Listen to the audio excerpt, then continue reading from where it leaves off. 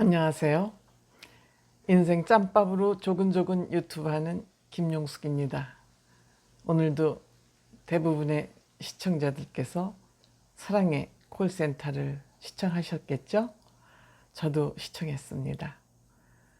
오늘 제가 얘기할 주제는 임영웅, 이찬원, 갑부, 장민호 사기꾼 조심이라는 주제로 말씀을 나눠보겠습니다.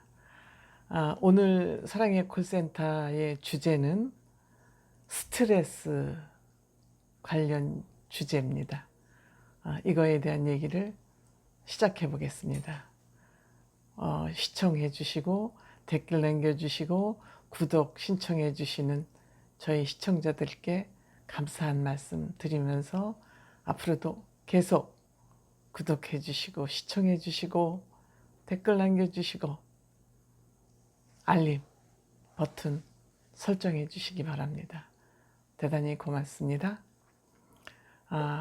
오늘 제가 이제 이 방송을 보면서 느낀 건 장민호 씨하고 정동원 씨가 다소 피곤해 보였습니다. 제가 그렇게 생각을 해서 그런지는 모르겠는데 장민호 씨가 얼마 전에 뽕숭아 학당에서 왜 장윤정 씨한테 나이가 나이인지라 요새 피곤하다고, 이제 피곤하겠죠. 얼마나 찾는 데가 많겠습니까? 여기저기에서. 뭐 그건 안 봐도 뻔한 거고요. 그러다 보니까 이제 또 장민호 씨 같은 경우에는 마음이 선하다 보니까 뭐 일곱 남자들이 다 그렇지만 거절 못하는 사람이잖아요. 그러니까 이제 또 사기꾼 조심하라는 얘기를 오늘 이제 또 들었습니다. 그렇고 정동원 군은 암만 해도 요즘 그 집안 문제로 조금 나이도 어리고 그러니까 힘든 것 같고, 반면에 또 찬원 군은 요새 아주 그냥 활발해요. 발랄해졌어요. 이 사람이 아마 이렇게 점잖아서 이렇게 안 누르고 있었던 게 요새 막 터져 나오는 것 같아요. 반면 이제 그렇게 스트레스를 좀 받는 측이 있는가 하면 또 명랑해지는 사람도 있고, 이제 또 같은 일곱 남자 중에서도 그런 것 같습니다. 사실 스트레스, 현대인들뿐만이 아니라 우리 삶 자체가 사실 스트레스예요.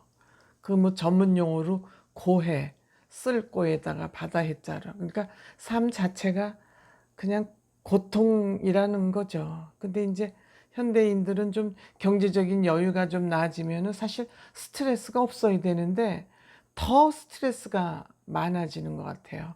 그 무한 생존 경쟁에 이제 내몰려서 그런 것 같은데, 뭐 외모도 남들보다 이뻐져야 되겠다.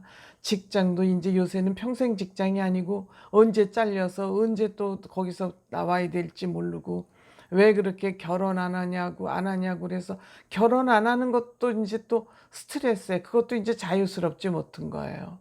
또 갱년기는 갱년기대로, 사춘기는 사춘기대로 또 이별하다가 데이트하다가 또 헤어지면 이별해야 되고, 육아 스트레스, 또 이제 100세 시대이다 보니까 또 몸이 아프고 뭐 등등등등 너무 우리가 고민하고 신경 써야 될 게 많죠. 그럼 이때 고민을, 스트레스를 해결해 줄 사람은 아무도 없어요. 아무도 없어. 그냥 내 스스로 극복하는 방법 이외에는, 저는 그 병원에 가서 뭐 정신과 가서 뭐 상담을 받고 그런 것도 그때뿐인 것 같고, 저는 그 스트레스를 해결할 당사자는 본인 이외에는 저는 없다고 생각해요. 그렇게 생각해야만 또 자기가 그 스트레스에서 빠져나올 수 있다고 생각을 해요. 그런 의미에서 지금 이 코로나도 우리에게 엄청난 스트레스지 않습니까? 물론 이제 시간이 지나다 보니까 어느 정도 그 이제 코로나 그 스트레스에서도 적응이 되어 가는 것 같은데, 이 스트레스를 견뎌내는데 큰 역할을 하는 게 저는 이 사랑의 콜센터라고 생각해요. 사랑의 콜센터가 방구석 콘서트를 해주는 거예요. 방에 앉아서도 이들이 만약 코로나가 아니었으면 외부에서 오프라인에서 공연을 했다면 저희가 이렇게 방에 앉아서 편하게 이 일곱 남자 매력 덩어리들의 공연을 이렇게 많이 볼 수 없었을 거예요. 얼마나 이들에게 고마운 일입니까? 한쪽으로 생각하면 또 스트레스가, 코로나가 고맙다는 생각도 들어요. 이런 얘기하면 안 되지만 어쨌든 사람이 살게 마련인 것이 코로나가 이렇게 덮치면서 이 미스터 트롯이 나오면서 우리 국민들을 상당히 위로해주고 있는 거예요. 근데 이 사랑의 콜센터는 어떤 다른 가요 프로그램과 달리 다른 가요 프로그램은 그냥 기계적으로 사회자가 나와서 한 사람 소개하면 딱 부르고 뭐 다음 사람 노래하고 이렇게 기계적인 가요 프로그램이었는데 뭐 순위를 먹인다든지, 이거는 그냥 사랑의 콜센터는 그 시청자하고 호흡을 하면서 막 노는 거예요. 즐겁게 노는 거야. 경쾌하게. 그러니까 저는 이 사랑의 콜센터를 제작한 사람들을 정말 볼 때마다 칭찬해주고 싶은 거예요. 방구석 콘서트를 이렇게 즐겁게 해줌으로써 우리들을 힐링시키고 스트레스를 해소해 주는데, 오늘 또 주제가 스트레스예요. 얼마나 다행한 일인지 모르겠습니다. 그런데 오늘 특징이 있는 것은 22세 먹은 남성분이 전화를 했어요. 근데 이 남성분이 무속인인 거예요. 오늘은 10명 전화를 했는데 20%가 남자예요. 10명 중에 2명이. 오늘 남성들의 전화 콜수가 가장 많은 해가 아닌가 생각을 해요. 퍼센트로, 확률로. 근데 그 중에 한 분이 22세 먹은 무속인인 거예요. 근데 이분이 오늘 얘기한 말씀이 재밌어서 제가 오늘 이분 말씀을 듣고 제목을 뽑은 거예요.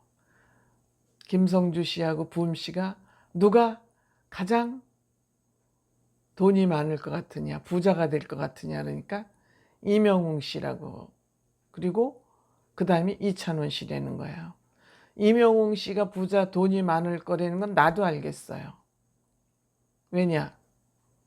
이명웅 씨가 지금 CF 찍은 것만 해도 몇 개입니까?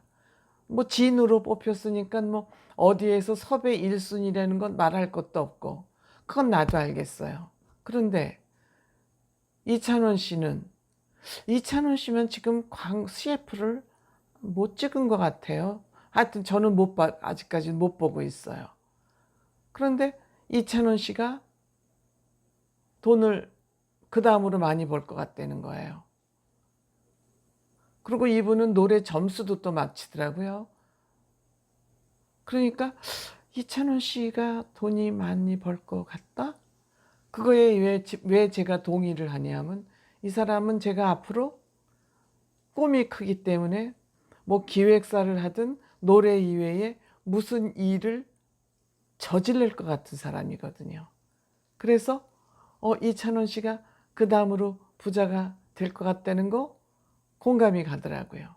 반면에 장민호 씨는 뭐 그것도 누구나 장민호 씨 얘기도 눈치챌 수 있는 얘기지만, 돈을 버는데 사기꾼을 많이 만날 것 같다는 거예요. 그러니까 사람들이, 사기꾼들은 눈치로 먹고 사는 사람들 아니에요? 내가 어디를 찌르면 돈이 생길 수 있다는 걸 동물적으로 알고 있는 사람들이잖아요. 그러니까 장민호 씨 선하고 마음이 여려서 저기 가서 무슨 얘기를 하면은 얘기를 받아줄 거야 하는 거를 사기꾼들은 냄새를 기가 막히게 맡는다는 거죠. 그러니까 장민호 씨한테 돈을 조심하라고 얘기를 하잖아요. 이런 얘기를 주변에서 자꾸 해줌으로써 장민호 씨가 조금 조심하고 예방주사를 맞게 되는 거 아닐까 하는 그런 생각을 해봅니다. 근데 뭐 그렇게 무속인이 한 얘기를 중요하게 다루냐 이렇게 생각을 하실 것 같아서, 제가 이 무속인이나 역학 이런 거에 대해서 잠깐 저의 생각을 좀 말씀드려 볼게요. 저는 사실 점을 잘 보는 사람이에요. 요 근래에는 안 보지만 어떻게 보면 그 역학이나 무속인한테 가는 것이 좀 중독이 있을 정도로 좀 그런 사람이에요. 근데 왜 그러냐? 제 나름대로 이유가 있어서 그렇습니다. 사실 저는 어디 가서 묻는 거, 그러니까 인간의 이성적 판단으로 알 수 없는 어떤 미지의 세계에 대한 것은 저는 누구나 그거에 대한 궁금증은 가지고 있다고 생각합니다. 그렇기 때문에 이것이 무슨 미신이랄지 이렇게 매도하는 거에 대해서는 전 반대하는 사람이에요. 다만 우리는 이것을 일기예보로 생각하자, 그런 생각은 가지고 있어요. 오늘 주제가 스트레스지 않습니까? 그러면은 저는 제가 답답하고 힘들 때 어디 가서 뭘 물어보는데 저의 마음가짐은 무엇이냐 하면, 예를 들어서 내일 비가 온다고 그래요. 근데 일기예보를 들은 사람이 있고 일기예보를 안 들은 사람이 있어요. 그럼 일기예보를 들은 사람은 아침에 나갈 때 비가 안 오더라도 우산을 챙겨서 들고 나가게 돼요. 근데 그걸 못 들은 사람은 우산을 안 가지고 나가죠.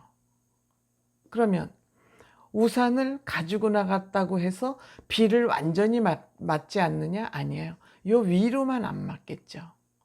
비가 많이 오면 아랫도리는 맞을 수 있어요. 그렇지만 우산을 안 가져간 사람은 어떻습니까? 머리에서부터 발끝까지 쫄딱 비를 맞을 수밖에 없잖아요. 그러면 일기예보를 들은 사람하고 안 들은 사람하고 어느 쪽이 유리하겠습니까? 당연히 일기예보를 들은 사람이 유리하죠. 저는 이러한 역학도 그러한 관점에서 보자는 거예요. 제가 힘들어요, 지금. 굉장히 힘들어요. 그러면 가서 물어보면 당신은 이러이러해서 지금 힘이 들어요. 그렇지만 앞으로는 좋아질 거예요. 아니면 앞으로 더 조심해야 돼요.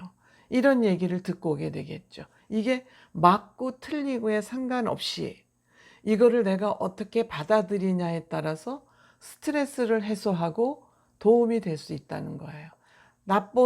가서 들었을 때 지금 힘든데 당신 이러저러해서 나쁘다 그러면 아, 내가 그래서 나쁘구나 하고 이해를 하게 되는 거예요. 아, 내가 나쁜 운에 들어와서 내가 지금 나쁘구나. 그러면 할 수 없지, 뭐 받아들여야지. 그리고 받아들이게 돼요. 근데 모르면은 짜증이 나고 힘들고 미치겠는 거예요. 근데 원인을 알면 아, 내가 그래서 지금 힘들구나.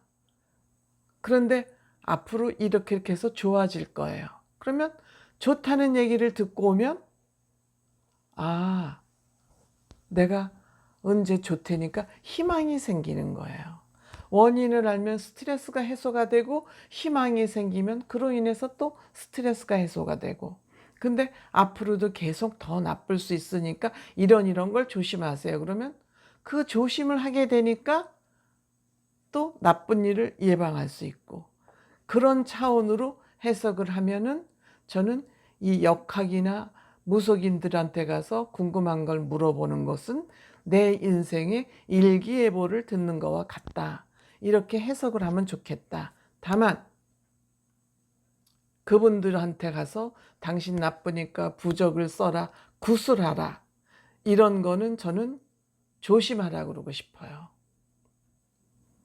그것을 해서 여러분들에게 그것이 예방된다는 그 생각을 가지고 있으면은 그것이 그렇게 되지 않았을 경우에 더 큰 스트레스로 다가오기 때문에 그것을 예보를 참고 삼아서 본인이 그거를 조심해야지, 이거를 또 어디에다 의지를 하면 그때 또 스트레스가 생기니까 그런 거는 하시지 말라고 저는 말씀드리고 싶어요. 내 의지가 중요하지 남한테 의존해서 하는 거는 크게 저는 도움이 안 되기 때문에 그것만 조심한다면 여러분들이 답답할 때 역학을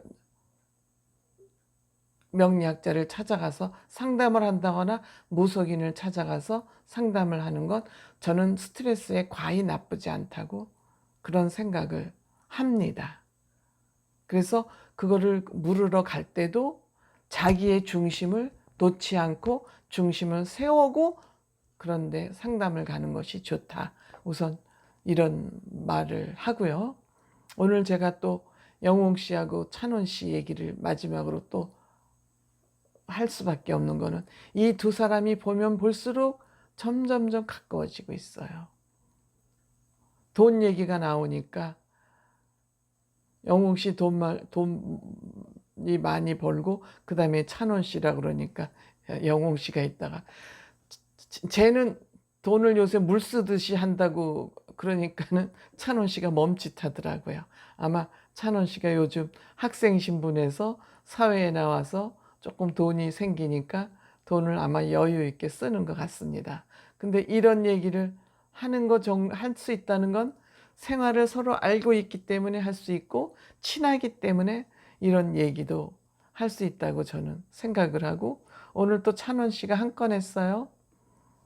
콜을 받아가지고 노래를 부르러 나가는데 너무 기쁘고 바쁜 나머지 양복 자켓을 민호 형님 양복 자켓을 바꿔 입고 나갔어요. 얼마나 귀엽습니까? 저는 이런 실수들은 참 귀여워요. 물론 사람이 하나가 이쁘면 10가지가 다 이쁘게 보여서 그런지는 모르겠지만 오늘 찬원 씨가 한 건 했습니다. 그리고 영웅 씨 노래 이제 오늘 또 노래를 정말 잘해요. 너무합니다 불렀는데 그 같은 7남자 동료들끼리도 감탄하지 않습니까? 노래 진짜 잘한다고. 정말 노래 잘하는 한 남자가 탄생했어요. 근데 또 김치 냉장고까지 뽑아가지고 선물을 하는 그런 또 큰 건을 했습니다. 저도 좋아하고 여러분들도 다 같이 물론 이렇게 제가 이 두 사람 얘기를 하면서도 늘 걸리는 게 사실 7남자들 다 훌륭하고 다 좋아요. 그렇지만 이제 저는 방송을 주면서 그날 방송된 그 내용 중에서 눈에 띄고 주제가 되었던 핵심이 되었던 사람 중심으로 얘기를 하다 보니까 이 두 남자 얘기를 자꾸 하게 되는데 이 사람들이 물론 제가 이 두 사람이 조금 각별한 생각을 갖고 있는 건 사실이지만 이런 얘기를 할 때마다 사실 미안해요. 미안하지만 저도 또 방송을 하려니 화제가 된 사람 중심으로 방송을 할 수밖에 없다는 거 이해해 주시기 바랍니다. 감사합니다.